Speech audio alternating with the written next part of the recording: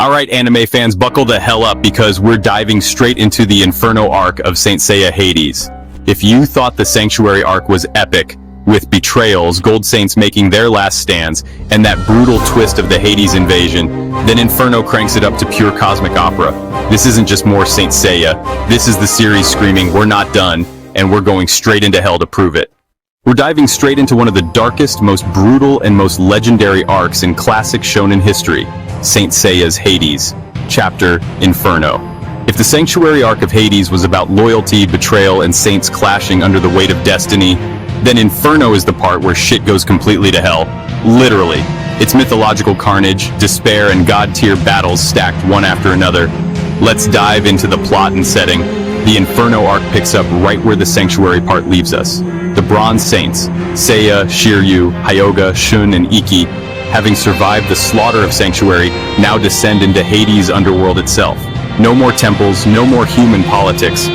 This is the land of the dead, filled with rivers of souls, judges of hell, and Hades' most elite warriors, the Specters. From the start, the tone is heavy as fuck. You feel the oppressive atmosphere, the constant reminder that they're not just fighting soldiers anymore, they're fighting death itself. Every step is a test of willpower. And unlike in Sanctuary, there's no home advantage for the Saints. They're deep in enemy territory with the odds stacked to hell and back.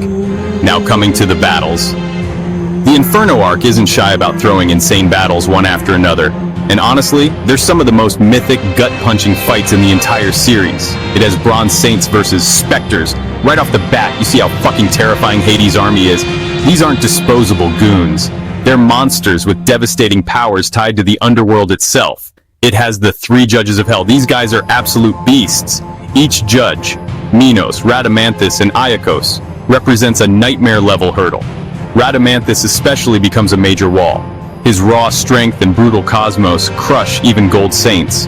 Watching the Bronze Saints claw their way through is hype as hell. It has Ikki versus Hades' forces. Ikki, as always, proves why he's the most badass lone wolf in shonen history. He doesn't just fight, he with sheer presence and savage energy, and it has Shun and Hades. One of the most important moments is Shun's role as a vessel for Hades himself. It's chilling and emotional, showing how much these saints have to sacrifice just to keep moving forward. It also has Athena's confrontation. Saori steps up like never before.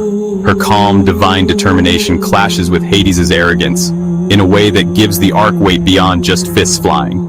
Every fight in Inferno feels like a clash of ideals as much as cosmos. Life versus death, hope versus despair, humanity versus godhood. Now talking about the animation and style, the Hades OVAs, Inferno included, are fucking gorgeous compared to the original TV run. Toei went full dark mode, sharper art, cleaner character designs, bloodier battles, and haunting backgrounds of the underworld. The mood is relentless, red skies, black rivers, desolate wastelands of souls. That said, pacing-wise, Inferno can sometimes feel a bit dragged, especially in the earlier parts. But once the major fights kick in, the animation sells the brutality. The cosmos clashes glow with raw power.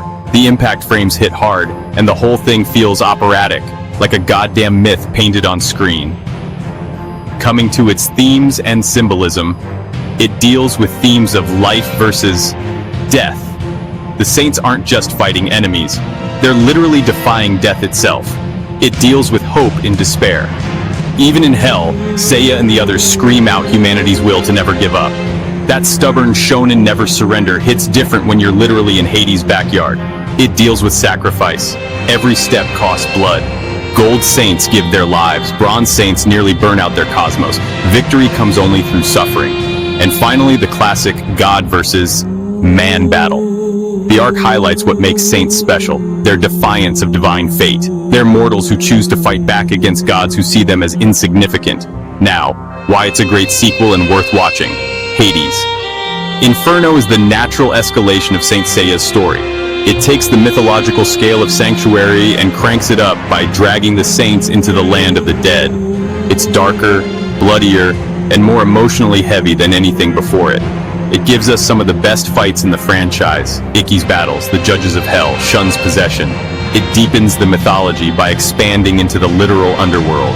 It pushes the Bronze Saints to their absolute limits, forcing them to grow beyond human boundaries. It keeps that Saint Seiya DNA intact, tragedy, sacrifice, and the idea that even gods can bleed when humans stand united.